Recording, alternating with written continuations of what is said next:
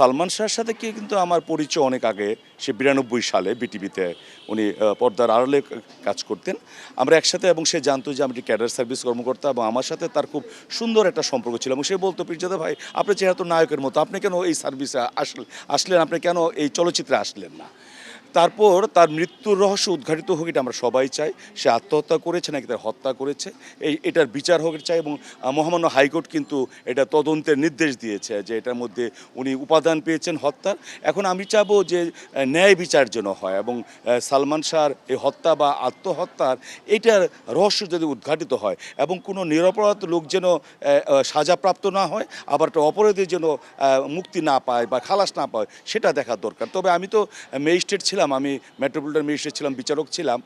এতদিন পরে প্রমাণ করা কিছুটা কষ্টসাধ্য ব্যাপার হবে, এবং সাক্ষীদের মানে খুব জ্ঞানসম্পন্ন বা মানে স্মৃতিশক্তি ধরে রাখার বিষয়টা আসতে হবে। তাই আমরা চাই যে মানে এটা নির্ধারিত হোক যে সে কি আত্মহত্যা করেছে নাকি তাকে হত্যা করা হয়েছে। এখন তার হাজব্যান্ড, আমরা এটাও শুনেছি এর আগেও দুজন হাজব্যান্ড ছিল সালমান শাহর পরে।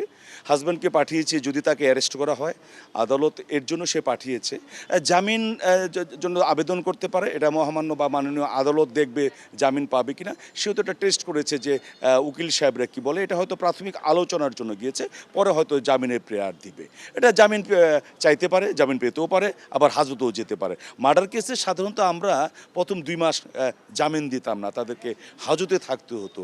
এবার বিজ্ঞ আদালত কি করে এটা দেখতে হবে। না, এখন সে কোনো ক্রমে সালমানের স্ত্রী দাবি করতে পারে না, সাবেক স্ত্রী দাবি করতে পারে। আর সে অন্যদিকে দৃষ্টি দেওয়ার চেষ্টা করছে। সে বোঝাচ্ছে যে হয়তোবা শাবনূরের সাথে সালমানের অন্তরঙ্গতা বেশি ছিল। এটা কি শাবনূরের সাথে সালমানের অন্তরঙ্গতা বেশি ছিল, না এখন আমরা দেখতে পাচ্ছি যে আজিজ মোহাম্মদ ভাইয়ের সাথে সামিরার অন্তরঙ্গতা ছিল?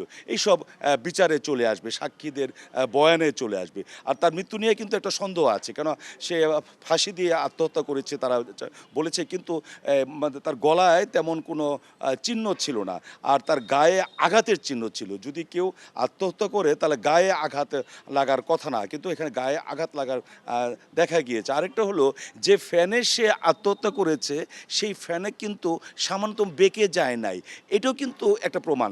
তারপর আরেকটা হলো, যখন সালমানের বাবা গিয়েছিল 11টার দিকে, তখন বলেছে সে ঘুমাচ্ছে। তাহলে একটা মৃত লোক কীভাবে ঘুমাতে পারে, এবং তাকে দেখতে দেয়নি যে ঘুমাচ্ছে, এটাও একটা সন্দেহর সৃষ্টি করতে পারে।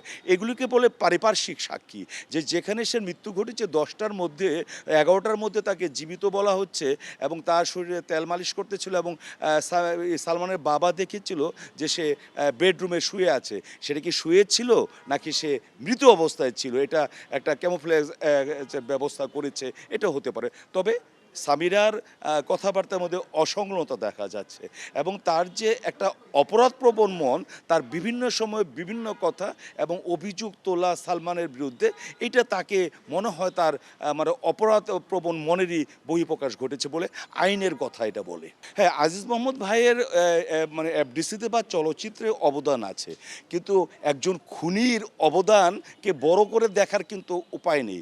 এখানে বিচার্য বিষয় হলো যে সালমান হত্যা, সেখানে সে কি কাজ করেছে, সে কি 5 ওয়াক্ত নামাজ পড়তো কি না, সে চলচ্চিত্রের জন্য কি করেছে, এটা ধর্তব্য বিষয় না। ধর্তব্য বিষয় হলো সে এই হত্যাকাণ্ডের সাথে ছিল কিনা। আপনারা জানেন যে একজন ব্যক্তি সে মানে ভিডিওর মাধ্যমে কিন্তু স্বীকার করেছে যে ইয়েকে হত্যা করা হয়েছে, সালমানকে, তারপর তারা মদ খেয়েছে। আরেকটা বিষয় কিন্তু এটা দেখার বিষয় আছে, সালমানের বাসায় কিছু একটা ব্র্যান্ডের সিগারেট উদ্ধার করা হয়েছে, যে সিগারেটটা সালমান খেত না। সালমান যে সিগারেটটা খেত ওই ব্র্যান্ডটা না, যে ব্র্যান্ডটার সিগারেট উদ্ধার করা হয়েছিল আলামত হিসেবে তখন সেটা ছিল যে ব্র্যান্ডের সিগারেট হলো আজিজ মোহাম্মদ ভাই খায়। তাই আজিজ মোহাম্মদ ভাই চলচ্চিত্রের জন্য অনেক করেছে, এর সাথে কিন্তু সে হত্যা আর অভিযোগ থেকে নিষ্কৃতি পাবে বা অনুকম্পা পাবে বা তার অনুকূলে আসবে, এটা ভাবার কোনো অবকাশ নেই। আইন তার নিজস্ব গতিতে চলবে। আচ্ছা, আর ধরা পড়া কিন্তু যদিও বিচারের একটা অংশ, কিন্তু যারা ধরা পড়বে তারা কি পালাতে পারে কিনা। আপনি দেখেছেন আদালত আদালত কিন্তু এটা আদেশ দিয়েছে যে এই 2 জন আসামি বা এই 7 জন আসামি বাংলাদেশ থেকে বাইরে যেতে পারবে না, ইমিগ্রেশনে তাদের নাম এবং পাসপোর্ট নাম্বার পাঠিয়ে দিয়েছে। তাহলে কিন্তু এটাও একটা জিম্মার মতো আছে যে তারা পালাতে পারছে না দেশ ছেড়ে। তাহলে আর তারা যে কোনো সময় মানে যদি ইনকোয়ারি অফিসার মনে করে তাকে অ্যারেস্ট করতে হবে তাহলে অ্যারেস্ট করতে পারে। আবার যদি তারা মনে করে আমরা যে আদালতে মামলা চলছে মহানগর দায়রা জজ আদালতে, সেখানে আমি হাজির হতে পারি, সেটাও হতে পারে। আবার যদি তারা মনে করে যে হাইকোর্ট থেকে জামিন নেব, সেটাও করতে পারে। এবং মানে যদি মানে গ্রেপ্তার করাটা অত্যাবশ্যক নয়, যেহেতু অনেক দিন হয়ে গেছে, তাই তারা মানে সারেন্ডার করলে অবশ্যই তারা হাজতে ঢুকবে বলে আমার বিচার জীবনের মানে অভিজ্ঞতা বলে।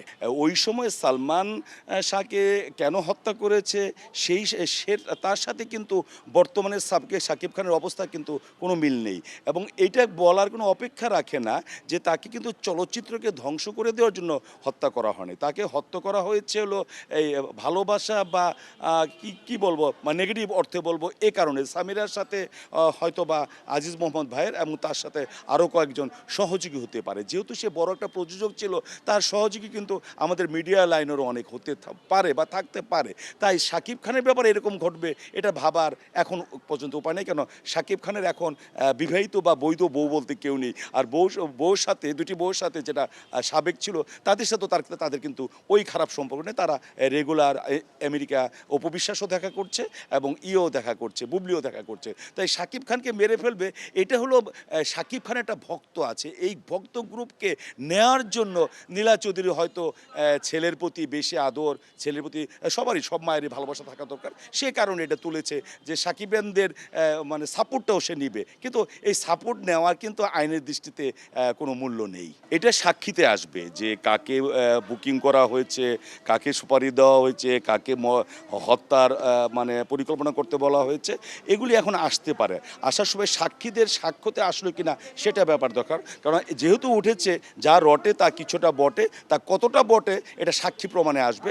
এটা এই পর্যায়ে বলা যাচ্ছে না। যে সাক্ষীরা, যে কয়েকজন সাক্ষী আছে তারা কি সাক্ষী দিচ্ছে এটা দেখলেই বোঝা যাবে যে কত টাকা দেওয়া হয়েছে, কে নিয়েছে অগ্রিম, কত নিয়েছে, পরবর্তীতে কত পেয়েছে, তারা কি খেয়েছে, মারার পর কি খেয়েছে, তারপর কোথায় টাকা ভাগ হয়েছে, এটা প্রমাণ হবে। এটা বলবো আমি শিল্পী সমিতির ব্যর্থতা।